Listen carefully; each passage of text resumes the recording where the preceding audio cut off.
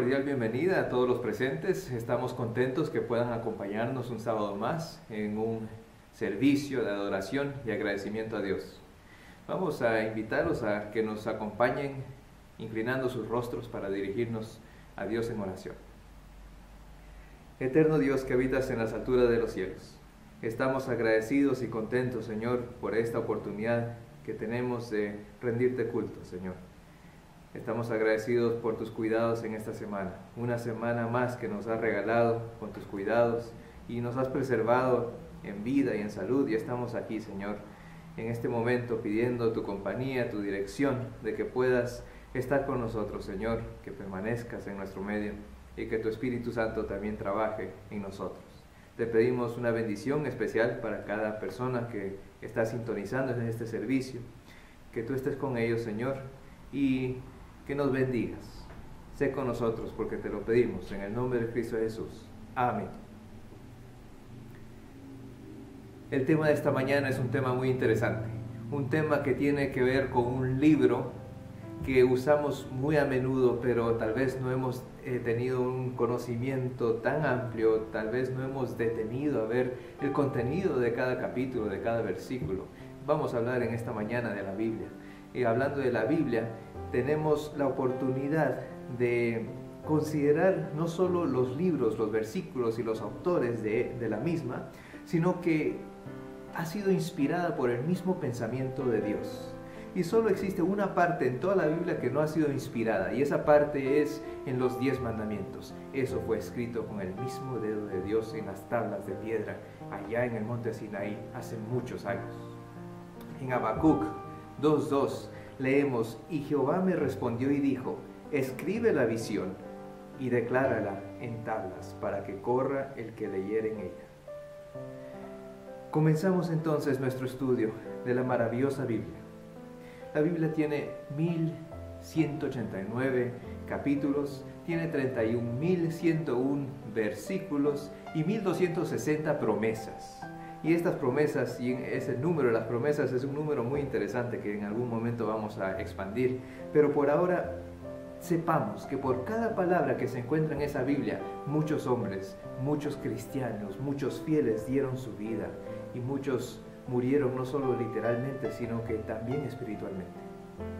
Daniel 12:4 recibe una orden.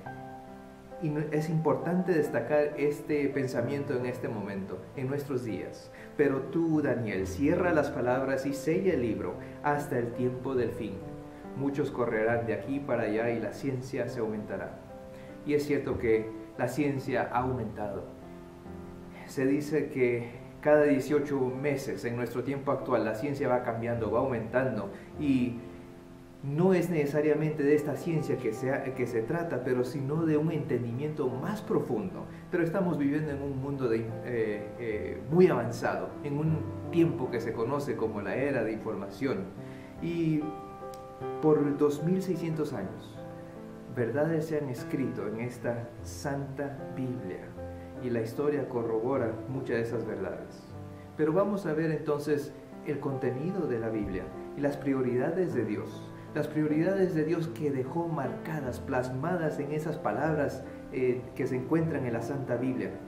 Las prioridades que involucran al hombre, que involucran la iglesia, el santuario, la tierra y su gobierno como temas principales. 5 temas principales que vamos a analizar a través de la Biblia. Y es necesario que lo consideremos así, porque si no nos estamos perdiendo el concepto general y lo leemos como libros separados, y no son libros separados. No es una doctrina aparte en cada libro que se encuentra, sino un tema que va expandiendo de libro en libro. Todo es afectado por la caída del hombre. Desde Génesis miramos esto a través de la Biblia, y tenía que ser restaurado. El hombre debía ser restaurado, la iglesia, el santuario tenía que ser limpiado, la tierra también, y el gobierno de Dios tenía que ser reivindicado ante el universo, porque el Hijo del Hombre vino a buscar y a salvar lo que se había perdido, según Lucas 19:10. La maravillosa obra de Jesús en nuestra tierra intercediendo por nosotros, la encontramos ahí. Y en Educación, página 26, nos dice así: todo lo que perdieron al ceder las insinuaciones de Satanás se podía recuperar por medio de Cristo. Cuando leemos en la Biblia, ¿qué capítulo o qué libro es que nos habla a nosotros? ¿Hay alguno que tenemos preferencia? ¿Hay alguno que siempre nos llama la atención? Uno que nos gusta y saboreamos cuando leemos, o sea, cada parte, cada detalle, cada versículo del que estamos leyendo. Puede ser en Génesis, puede ser en Éxodo, en Levítico, Deuteronomio, donde encontramos en estos 5 primeros libros temas principales: los principios del matrimonio, los principios del sábado, principios del diezmo y las ofrendas, varias cosas que tienen que ver con el ser humano y la relación que debe tener el ser humano y sus responsabilidades. También es destacado en Levítico Dios en su santuario y el verdadero culto definido por símbolos. La historia de la nación se encuentra en el libro de Números, y en Deuteronomio se encuentra la ley de Dios repetida otra vez como principios delineados, y el resumen es conciso y preciso. En Salmos también encontramos una repetición de estos temas, de estos 5 conceptos, los mismos conceptos que miramos en los libros de Moisés, en los Salmos. Los temas se repiten, los temas del Génesis se repiten en Salmos 1 al 41, la iglesia como tema de Éxodo en Salmos 42 al 72, el santuario y culto de Levítico lo vemos en Salmos 73 al 89, y la tierra como tema del libro de Números, la historia de la nación, lo vemos en Salmos 90 al 106, y la ley que encontramos como tema principal en Deuteronomio, lo encontramos otra vez repetido en Salmos 107 al 150.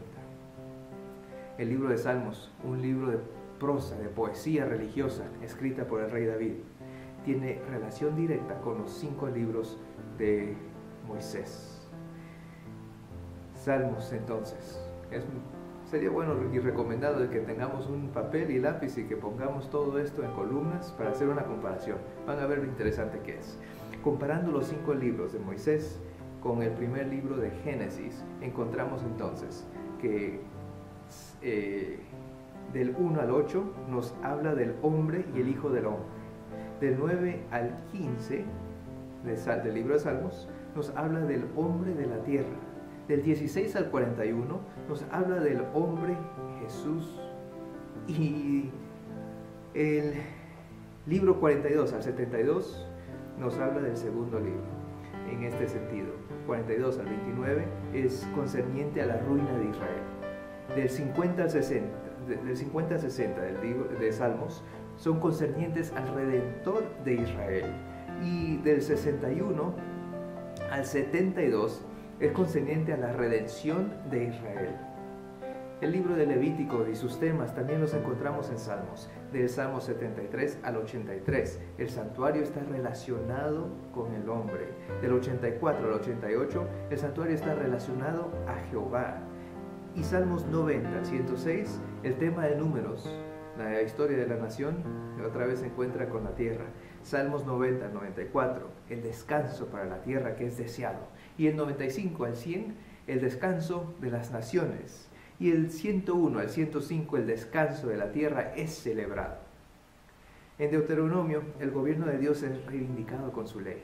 Y en Salmos 107 al 160, la palabra de Dios es tomada como la única palabra de vida y de verdad.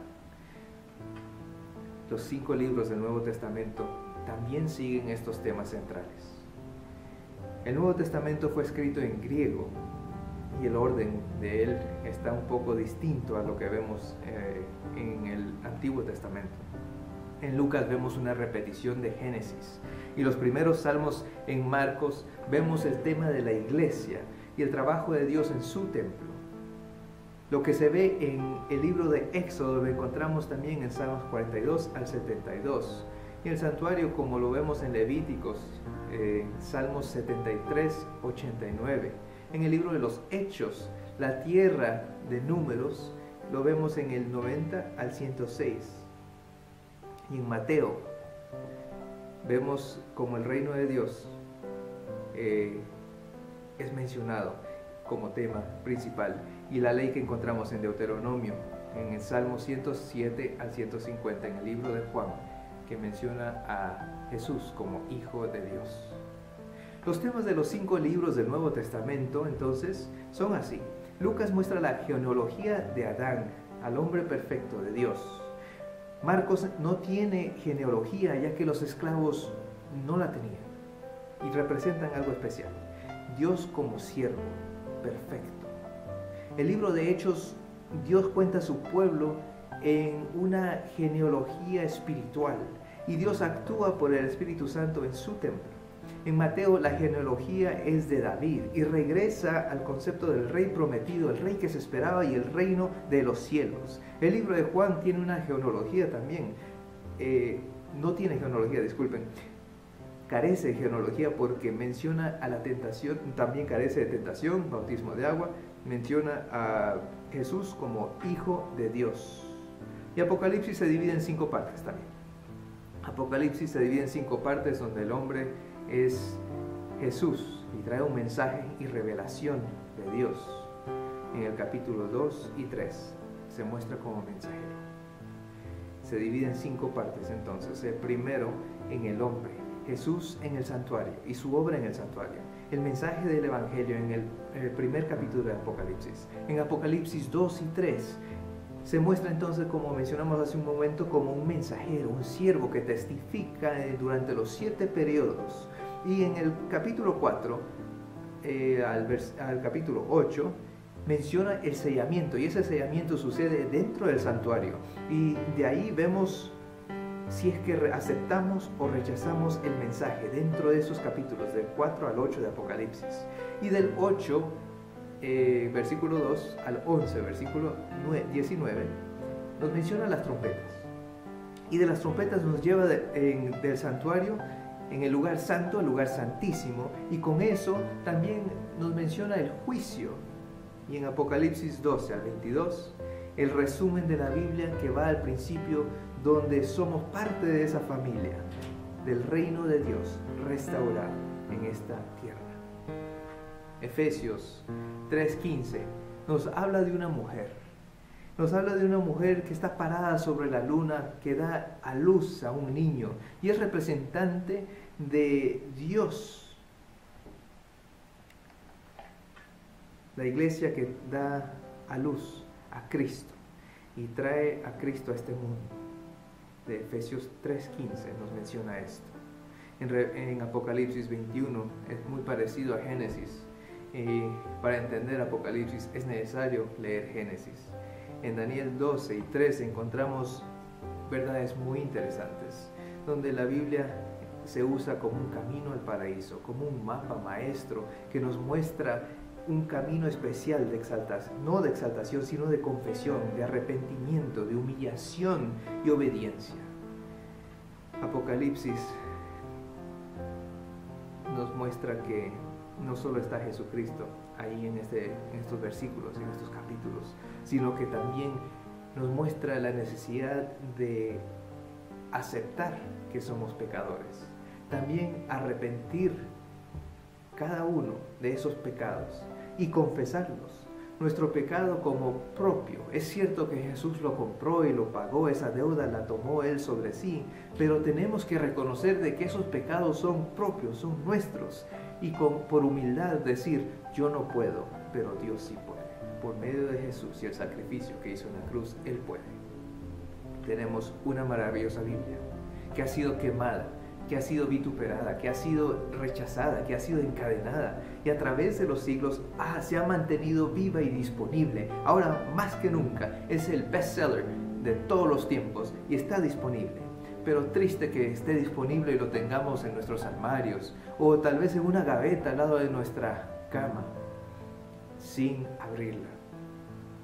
La Biblia tiene efectos especiales, un efecto que solo puede producir el pensamiento de Dios, que inspiró a esos autores a escribir esas palabras en esa santa Biblia.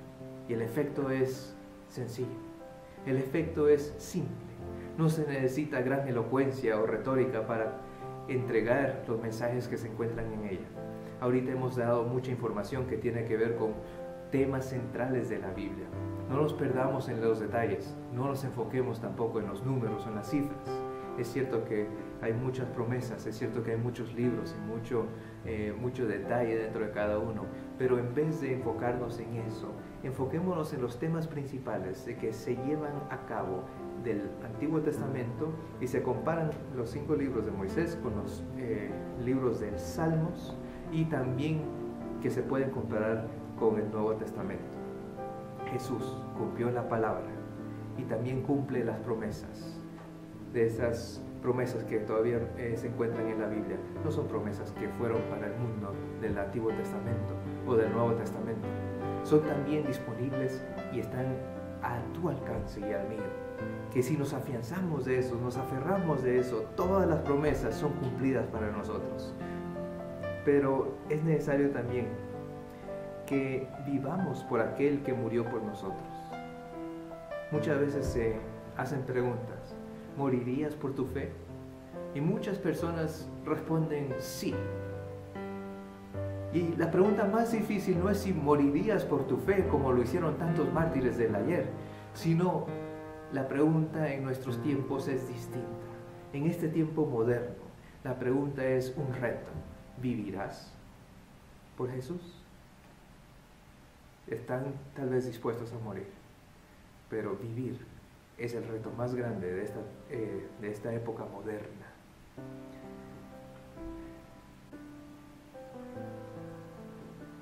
Los primeros escritos mencionan 7 coronas que Jesús tendrá. 5 de las coronas tienen que ver con estos 5 temas que hemos analizado a través de estos libros. El primero, el hombre. El siguiente, la iglesia. De ahí le sigue el santuario, la tierra y el reino de Dios. En el primero es necesario que reconozcamos cada uno a Jesús y a su soberanía. No solo que es soberano y creador del universo y de todas las cosas, sino que es nuestro soberano, es nuestro creador, es nuestro rey. Y la iglesia es necesario que sea suya en todas sus esferas. En el santuario hablamos que indica juicio, y dentro de ese juicio es un juez de todo. Y la tierra en la que vivimos va a ser limpiada de todo lo que va en contra de esa naturaleza perfecta. Pasará una limpieza y el reino de Dios será restablecido, reivindicado, y Israel también será restaurado, un Israel espiritual. Esas son las 5 coronas de las 7. Pero ¿cuáles son las otras 2 que nos hacen falta? Las otras 2 coronas, porque habían 7 primeros escritos, son referentes a otros reinos, al reino de los ángeles y al reino de los mundos no caídos. Y esas 7 coronas las va a usar, y quiere ser primero, antes de todo, soberano en tu vida, soberano en mi vida, y viene por aquellos que lo esperan. En su primera venida a esta tierra, muchos no se dieron cuenta que llegó, pero en esta segunda, todo ojo lo verá. Y no sabemos cuándo, no fijamos fecha, pero es pronto. Estamos en los últimos capítulos de la historia de este mundo y tenemos la ventaja de tener en nuestra disponibilidad un libro que mencionamos antes, que había sido escondido, que había sido quemado, que había sido rechazado, que había sido hasta encadenado. Un libro que no tenía traducción hasta los 1200, 1500 de nuestro tiempo. No existía en el lenguaje común, no estaba disponible, pero ahora lo está en tantos idiomas. Y esa es una bendición que debemos aprovechar. Debemos aprovechar la disponibilidad que está en nuestra traducción.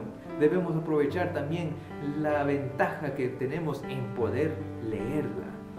Porque es triste tener la habilidad de saber leer y no usar esa habilidad, cuando en el mundo antiguo se restringía la libertad de poder aprender a leer, para mantener a la persona en una condición subserviente, donde no se podía informar, ahora tenemos la ventaja, la bendición en general de no solo poderla leer, y si es que no la podemos leer porque tal vez ya nuestra edad no lo permite y tal vez no podemos por alguna incapacidad fisiológica, tenemos la capacidad de escucharla, pero tenemos el acceso libre a esta Santa Biblia.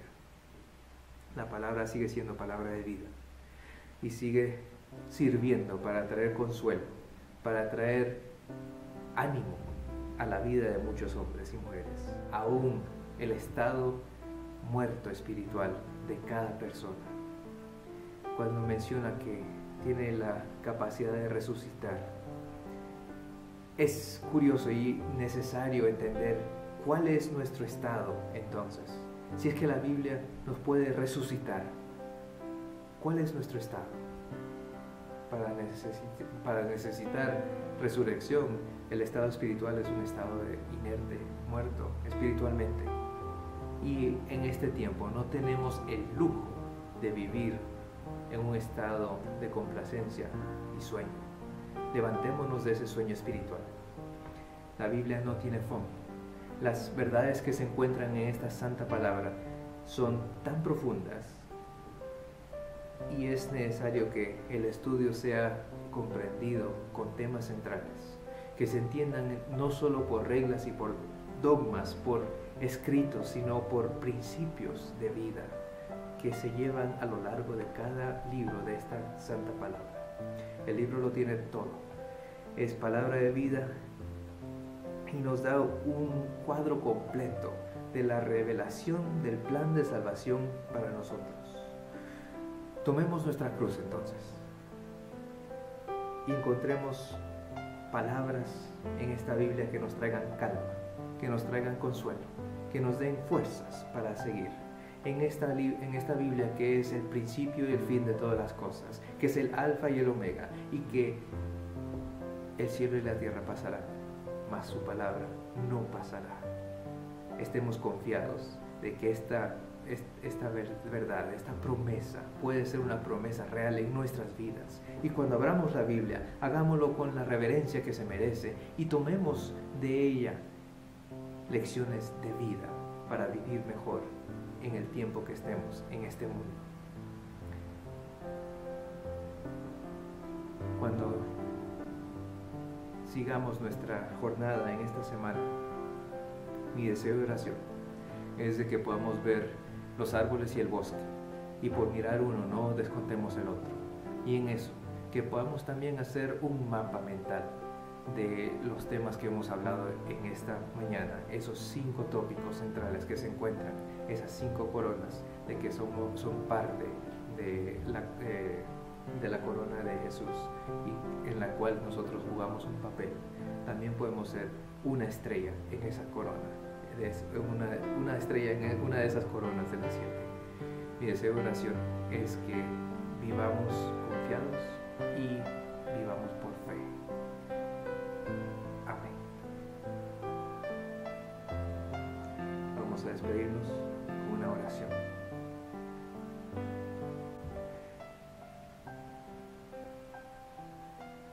Padre nuestro que estás en los cielos, te agradecemos por este estudio de tu palabra. Te agradecemos porque en tus libros inspirados, Señor, has dejado estos 5 temas centrales que nos ayudan a tener un cuadro más completo. Que podamos entender, Señor, en esta mañana esos temas centrales es nuestra oración. Que pueda hacer una diferencia también en nuestra vida, Señor.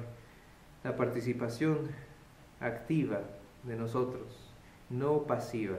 Estamos viviendo en un tiempo especial donde la ciencia aumenta y a medida que aumenta la ciencia es necesario también que aumentemos nuestro conocimiento de estas verdades, de esos principios, y que no solo los tengamos como principios teóricos, sino que los utilicemos como principios de vida. Ayúdanos, Señor, ayúdanos a utilizarlos, ayúdanos en nuestro camino en esta semana que va a comenzar. En estos días que van a seguir, Señor, prepáranos espiritualmente. Y hoy, en este santo sábado, sé con nosotros. Permanece con nosotros, Señor. Y Disculpa cualquier cosa que hagamos, cualquier pensamiento que no sea honra y gloria tuya en este día, Señor. Descuéntalo y recibe nuestra oración, que se eleve hasta tu trono como suave perfume, Señor, y que sea aceptable para ti. Pedimos estas cosas, no porque somos dignos, pero confiamos en la sangre y los méritos de tu amado Hijo Jesús, que en Él oramos. Amén. Un feliz sábado para todos.